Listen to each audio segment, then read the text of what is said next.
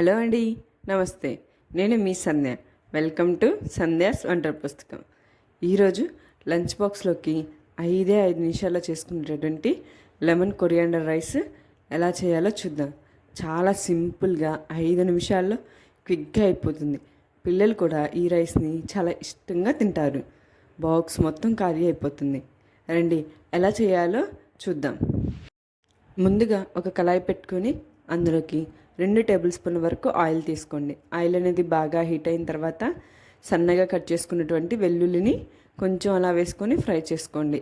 వెల్లుల్లి కొంచెం ఫ్రై అయ్యాక 1 టేబుల్ స్పూన్ వరకు చిల్లీ ఫ్లేక్స్ని వేసుకొని కొంచెం ఫ్రై చేసుకోండి. ఇవి రెండు కొంచెం ఫ్రై అయిన తర్వాత ఒక మీడియం సైజ్ ఉల్లిగడ్డని సన్న ముక్కల్లా కట్ చేసి బాగా ఫ్రై చేసుకోండి.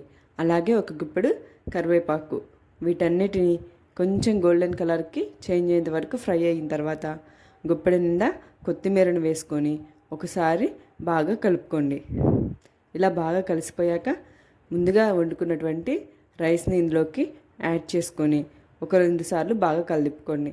రుచికి సరిపడంత వరకు సాల్ట్ని, అలాగే ఒక నిమ్మకాయని ఇందులోకి పిండుకొని ఒకసారి అంతా బాగా కలిసే విధంగా కలిదిప్పుకొని ఫైనల్గా కొంచెం కొత్తిమీరతోటి గార్నిష్ చేసుకొని స్టవ్ ఆఫ్ చేసుకొని వేడిగా లంచ్ బాక్స్లోకి సర్వ్ చేసుకోండి.